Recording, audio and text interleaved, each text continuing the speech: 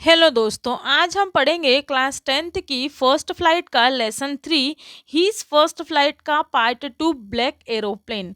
मतलब कि एक काला हवाई जहाज। इससे पहले जो था वो शिगुल वाला चैप्टर वो मैं करवा चुकी हूँ, आप जाकर चैनल पर देख सकते हैं। इसमें हम जो है द ब्लैक एरोप्लेन मतलब कि काला हवाई जहाज को मैं एक्सप्लेन करने वाली हूँ। तो मैं शुरू करती हूँ।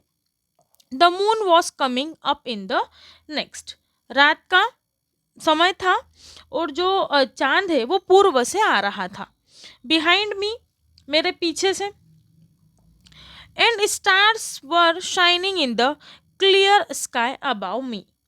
और आसमान साफ है और मेरे ऊपर तारे टिमटिमा रहे हैं। There wasn't a cloud in the sky. और आसमान में एक भी बादल नहीं है। I was happy to be alone high up above and sleeping countryside. मैं खुश था कि मैं अकेला उस सोते हुए देश के ऊपर से उड़ रहा हूँ। I was flying my old Dakota airplane over France back to England. और मैं अपने पुराने डकोटा हवाई जहाज से फ्रांस के ऊपर से था और इंग्लैंड वापस जा रहा था। I was dreaming of my holiday and looking forward to being with my family. मैं अपनी छुट्टियों की कल्पना कर रहा था और अपने परिवार के साथ जो समय मैंने बिताया है और वापस से उनके साथ होने का इंतज़ार कर रहा था। I looked at my watch 1:30 in the morning.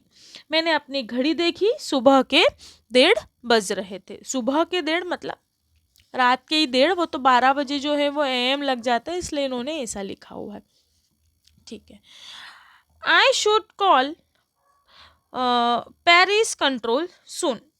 मैंने सोचा पेरिस कंट्रोल में जो लोग हैं, कर्मी हैं, मैं उनको कॉल करके क्या दे दूँ, मतलब कॉल करके नहीं, जैसे सूचना मुझे दे देनी चाहिए।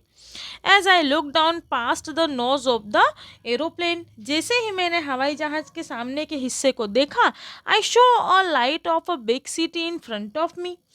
मुझे बड़े शहर की रोशनी अपने सामने दिखने लगी। I switched on the radio and said. मैंने रेडियो चालू किया और कहा, Paris control Dakota DA088 here. कि पेरिस कंट्रोल डकोटा DA088 से मैं बोल रहा हूँ। Can you hear me? क्या आप मुझे सुन पा रहे हैं? I am on my way to England over. मैं इंग्लैंड पहुंचने वाला हूँ। और फिर ओवर बोल के मैंने ये चीज़ ख़त्म करी। मतलब मैसेज, जब कोई भी मैसेज फिनिश होता है तो उसके बाद में ओवर कहा जाता है। The voice from the radio answered me immediately. Radio से तुरंत ही आवाज़ आई, DS088 I can hear you. कि DS088 मैं आपको सुन सकती हूँ।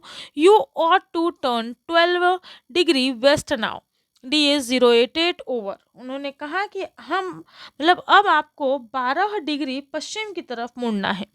और फिर DS088 ओवर कहकर ये मैसेज वो समाप्त कर देते हैं। कहाँ? पेरिस वालों के जो रिप्लाई दे रहे थे ना, वो अब इस मैसेज को क्या करते हैं, समाप्त कर देते हैं।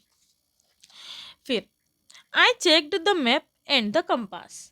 मैंने नक्शे और दिशा सूचक यंत्रों को देखा। Switched over to my second and last fuel tank. फिर दूसरे और आखिरी ईंधन के टैंक की संचालन पर मैं आ गया। And turn the Dakota 12 degree waste toward England. और डकोटा को 12 डिग्री पश्चिम इंग्लैंड की तरफ मोड़ दिया। I L be in time for breakfast. मैं मतलब नाश्ते के समय पर पहुंच जाऊंगा। आई थॉट, मैंने ऐसा सोचा। A good big English breakfast.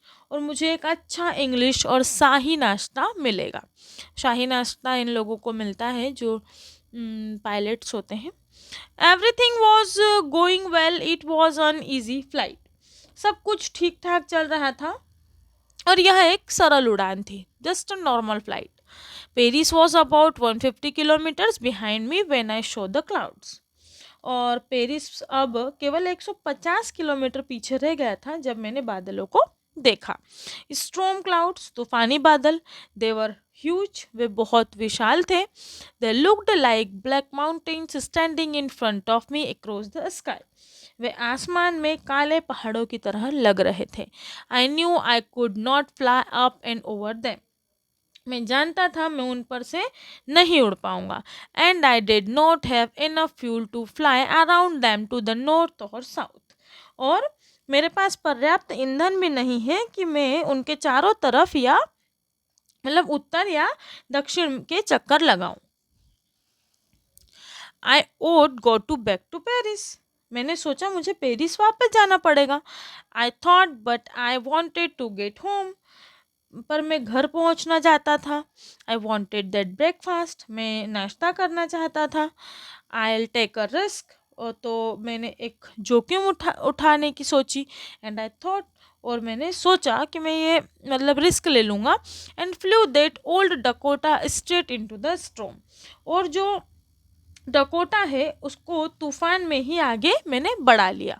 ऐसा नहीं सोचा कि मैं यहाँ से रिवर्स आ जाऊँ। इनसाइड द क्लाउड्स, बादलों के अंदर से, एवरीथिंग वॉज सडनली ब्लैक। सब कुछ अंधकारमय हो गया, सब कुछ काला काला दिखने लगा। It was impossible to see anything outside the aeroplane. और हवाई जहाज से बाहर कुछ भी देखना असंभव था। The old aeroplane jumped and twisted in the air. और पुराना हवाई जहाज हिचकोले ले रहा था। I looked at the compass. मैंने कंपास की तरफ, मतलब कि जो दिशा बताने वाले दिशा सूचक यंत्र है, उसकी तरफ देखा।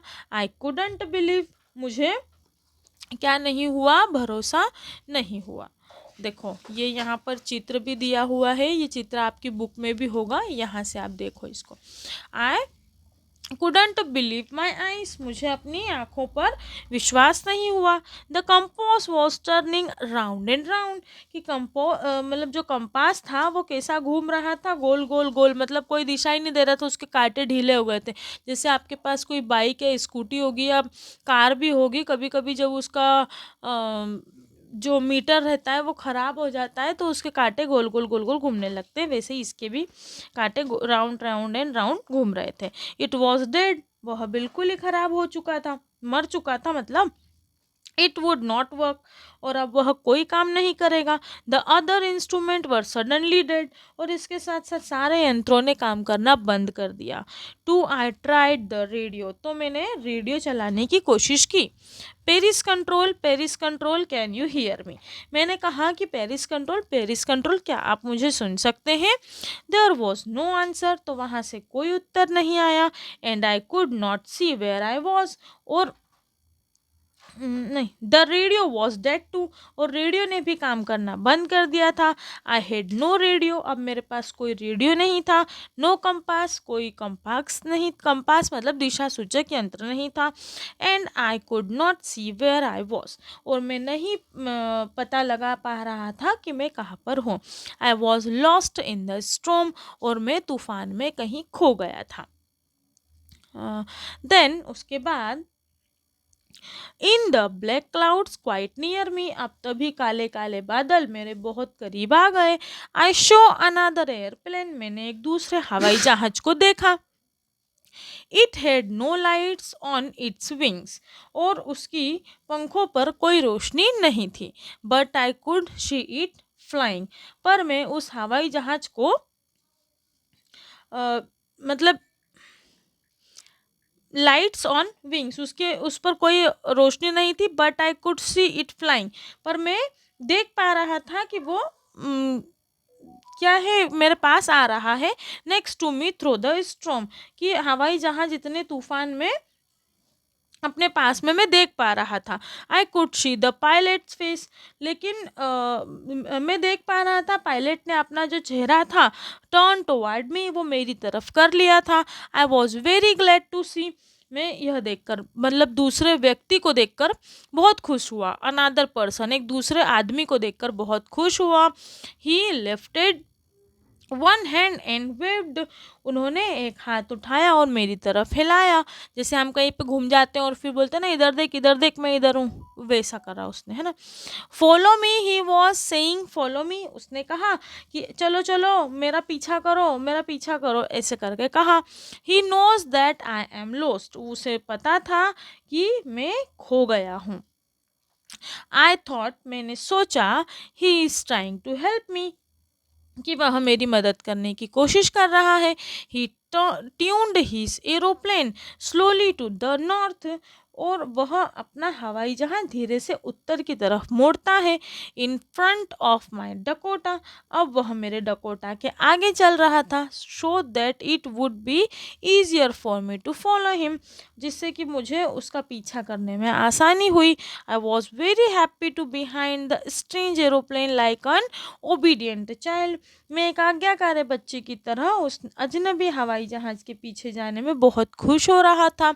After half an hour the strange black aeroplane was still there in front of me in the cloud, लगभग आधे घंटे बाद तक वह काला हवाई जहाज बादलों में मेरे आगे आगे ही चल रहा था। नाउ अब क्या हुआ, there was only enough fuel in the old Dakota's last tank to fly for 5 or 10 minutes more. अब मेरे डकोटा में आखिरी टैंक में सिर्फ इतना ही ईंधन बचा था कि मैं केवल 5 से 10 मिनट और उसे उड़ा पाऊँ। I was starting to feel frightened again, मैं घबरा गया फिर से। But then he started to go down, I followed through the storm, पर अब वह नीचे की तरफ जा रहा था और मैं तूफान में उसके पीछे जा रहा था, वो ब्लैक एरोप्लेन के पीछे। Suddenly I came out of cloud and I showed 2 long straight line of lights in front of मी। अचानक मैं तूफान से बाहर आया और मैंने देखा कि अपने सामने रोशनी की 2 सीधी लाइन आ गई। इट वॉज अ रनवे, और ये तो थी हवाई पट्टी, अन एयरपोर्ट, मतलब कि एक हवाई अड्डा। आई वॉज सेफ, और अब मैं बिल्कुल सुरक्षित था। I turn to look for my friend in the black aeroplane, मैं अपने दोस्तों को देखने के लिए काले हवाई जहाज की तरफ मुड़ा। But the sky was empty, लेकिन पूरा आसमान खाली था। देयर वॉज नथिंग देयर, यहाँ पर तो कुछ भी नहीं था। The black aeroplane was gone, काला हवाई जहाज जा चुका था।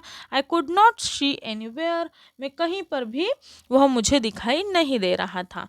I landed and was not sorry to walk away from the old Dakota near the control tower, मैं उतरा और अपने पुराने डकोटा को छोड़ने में जरा भी मुझे बुरा नहीं लगा। I went and asked a woman in control centre where I was and who the other pilot was, मैं सीधे कंट्रोल रूम गया, वहाँ एक महिला से पूछा कि वह कहाँ है, जो दूसरा एक पायलट है वो कौन है। आई वॉन्टेड टू ट्राई से थैंक यू, मैं उसे धन्यवाद कहना चाहता हूँ। She looked at me very strangely, उन्होंने मेरी तरफ बहुत आश्चर्य से देखा। अब एंड देम लाफ्ड, और फिर हंसने लगी। अनादर एयरप्लेन, दूसरा कोई सा हवाई जहाज, कौन सा? अब देयर इन दिस स्टॉर्म, उस तूफान में। No other airplane was flying tonight, आज की रात तो यहाँ से कोई एरोप्लेन उड़ा ही नहीं है। Your was the only one I could C on the radar, सिर्फ आपका ही हवाई जहाज था जो रेडार पर दिखाई पड़ा।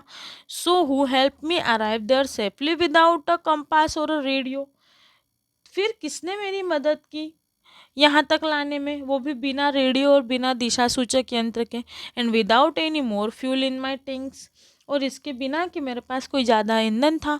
Who was the pilot of the strange black airplane flying in the storm without lights, उस रहस्यमय काले हवाई जहाज का पायलट कौन था जो तूफान के बिना रोशनी के उड़ रहा था। तो यहाँ पर ये चैप्टर फिनिश होता है, और ये चैप्टर एक क्वेश्चन मार्क के साथ फिनिश होता है। तो इसमें पता नहीं चलता है कि लास्ट में वो एरोप्लेन किसने उड़ाया और वो जो पायलट था वो सेफली कैसे पहुँचा, मतलब डकोटा अपनी जगह पर कैसे पहुँचा, कैसे वो एरोप्लेन आ गया लैंडिंग स्पेस पे, ये किसी को नहीं पता। तो यहाँ पर जो है ये स्टोरी फिनिश होती है। इसके जो क्वेश्चन आंसर्स हैं वो मैं ऑलरेडी एक्सप्लेन मतलब डिस्कस कर चुकी हूँ, आप जाकर मेरे चैनल पर विजिट कर सकते हैं। अगर आपको वीडियोस यूज़फुल लगते हैं तो प्लीज़ चैनल को सब्सक्राइब कीजिए। Thank you so much.